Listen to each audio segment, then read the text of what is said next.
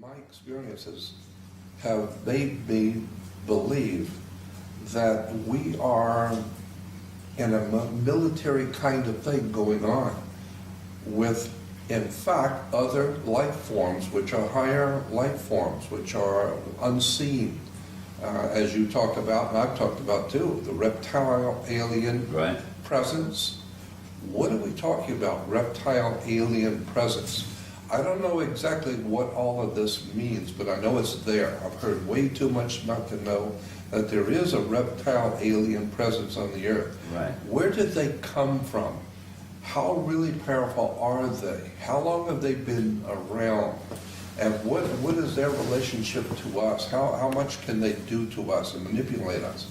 And when I had those two experiences, those experiences told me that there's some kind of a real dangerous military action going on.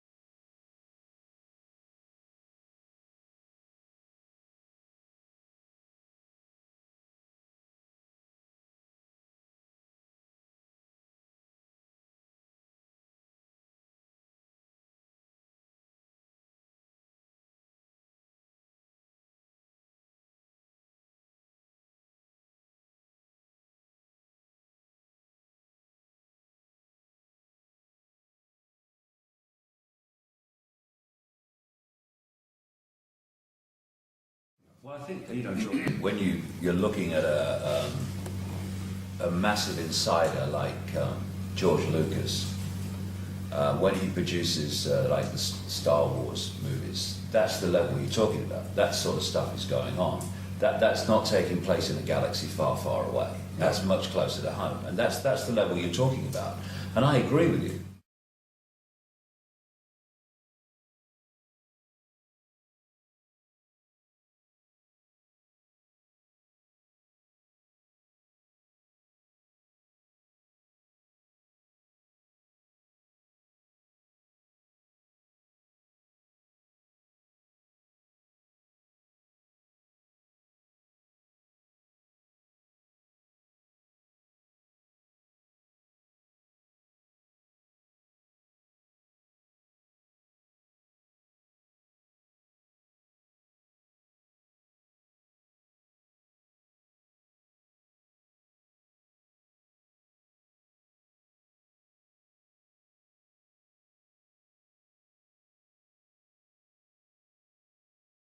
The Reptilians pretended to be Pleiadians talking to you. Oh, all the time. But never humans. No. Oh, no. They think human. They look down on humans. They think they're just retarded cattle. But they do. They hate the Pleiadians, but they have amazing respect for the Pleiadians.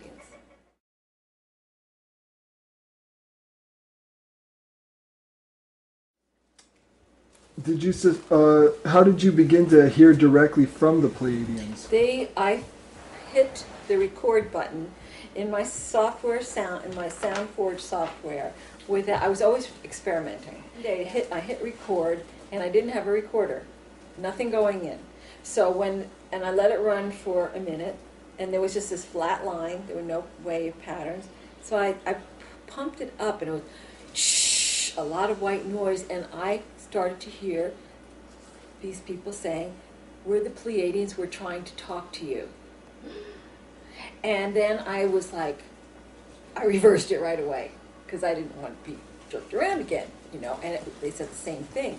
And they said, "We're trying to help the people there on Earth, we're trying to save their lives." And I had no idea what they were talking about. They said a lot of things. I'd say about half of which I could hear, because it was very, very soft. But they talked to me about how they tried to tell me about these reptilian aliens, that they were very vicious. They told me a lot of different things that over the period, it was about a 2-week period that I could hear them. After that, they told me that they said we lost the internet, which meant they lost their ability to communicate on my computer. Ever since then, I still get messages, but it's always in a reversal with somebody else speaking. It's not the direct conversations that I had for a while. And why is it that you suspect that the reptilians have such easy access and the Pleiadians have such a difficult time? They own this world inside of their net. We're in a lockdown. It's a force field.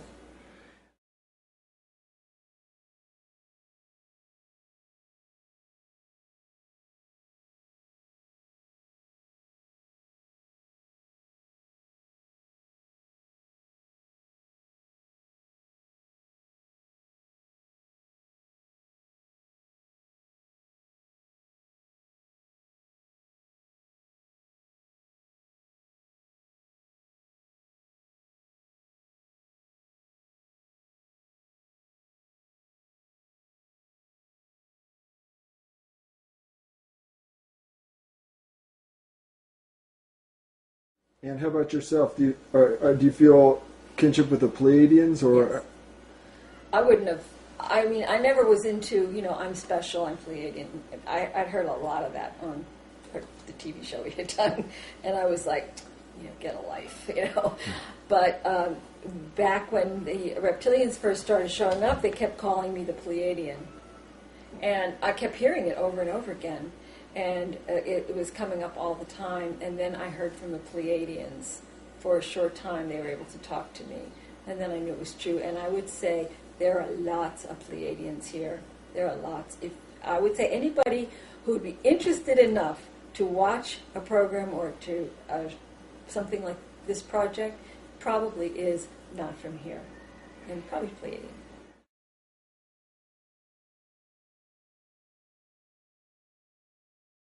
On this earth right now, dark forces that are from somewhere else, and there are good forces here from somewhere else, and that they are playing out some kind of a war, as we've been discussing, some kind of a control factor is being at war with some kind of a good force that's trying to save mankind during this transition.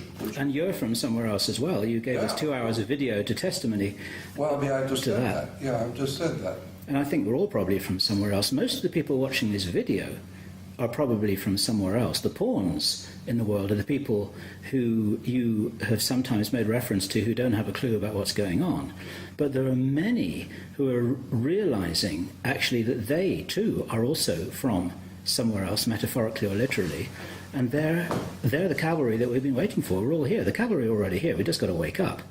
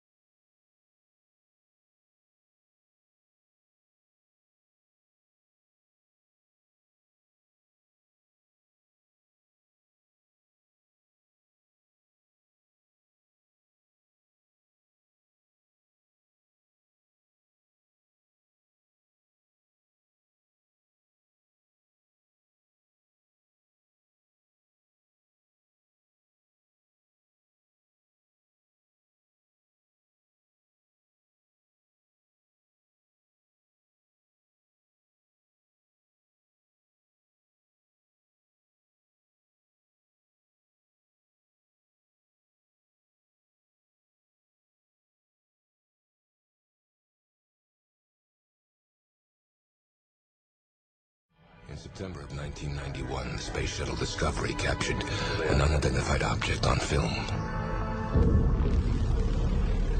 What you're seeing now is actual footage shot by NASA cameras from that shuttle mission. Watch the top of your screen. Note the object that moves from right to left.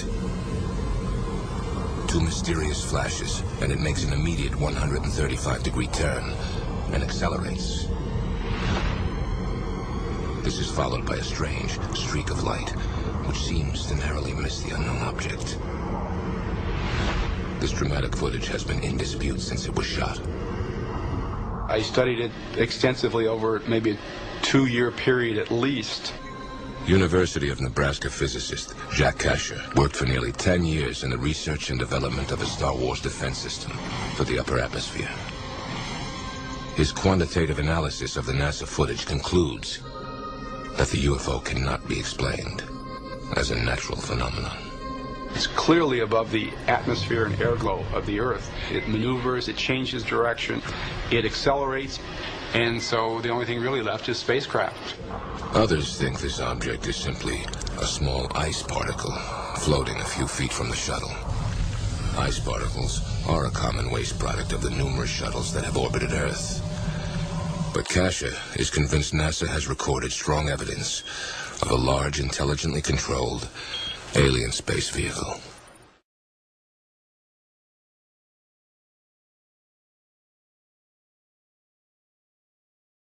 We told you about a possible missile, rocket, or maybe airplane that was seen off the coast of California on Monday.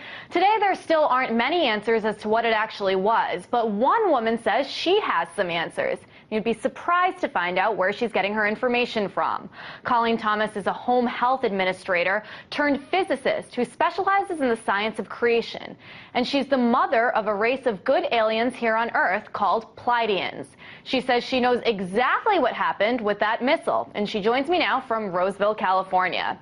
Colleen, thanks so much for joining me. First of all, tell me what you know about what happened with that supposed missile. It was I got in my ear, as it were, as I was sleeping, that it was a missile fire, President Obama trying to start a war with Iran. The Pleiadians downed the missile harmlessly at sea, and then last night from San Diego, our government fired another ICBM at the Pleiadians this time.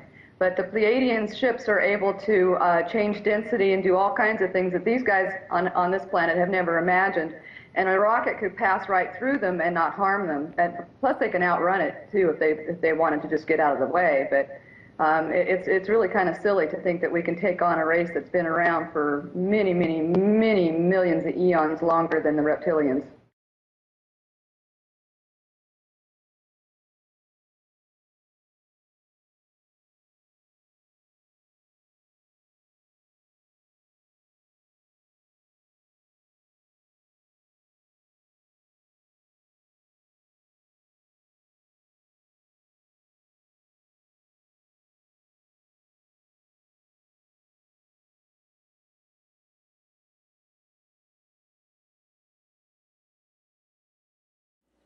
They transport bodies, body parts, and astral humans to Mars and to Orion, and they traffic in these. It's a big, big commerce. We are their whole life. Orion, Mars, and which are their two main bases of operation. They come from Orion. Mars they own. They have huge detention centers and huge meat lockers. Most of the people who die are taken to Mars and they have hanging pens where they then kill them again astrally in these hanging pens. I think they probably are raping people while they're getting ready to be hanged, because that is tremendous fear, and they ingest that energy. They will torture little children in front of their parents so that they can get that energy. I mean, there's no depths that this race will not stoop to.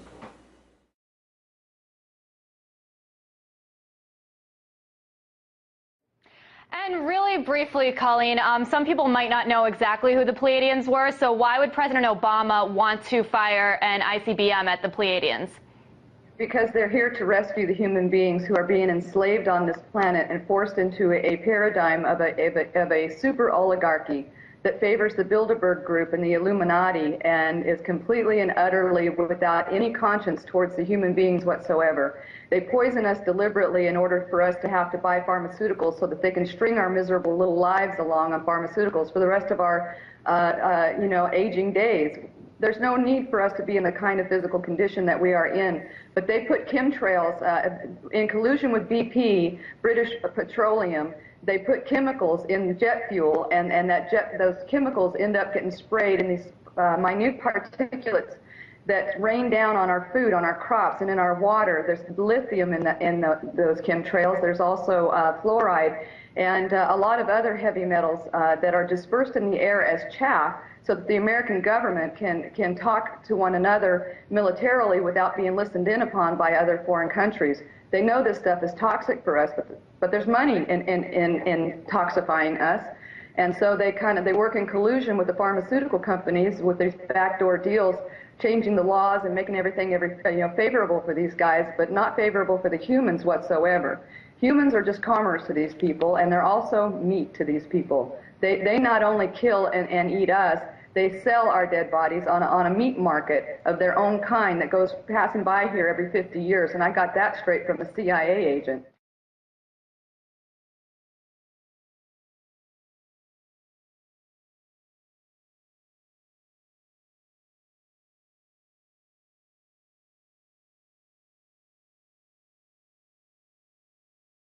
Alien presence. I don't know exactly what all of this means, but I know it's there. I've heard way too much not to know that there is a reptile alien presence on the Earth. Right. Where did they come from? How really powerful are they? How long have they been around? And what is their relationship to us? How much can they do to us and manipulate us? And when I had those two experiences have made me believe that we are in a military kind of thing going on with, in fact, other life forms, which are higher life forms, which are unseen, as you talked about, and I've talked about too, the reptile alien presence. What are we talking about, reptile alien?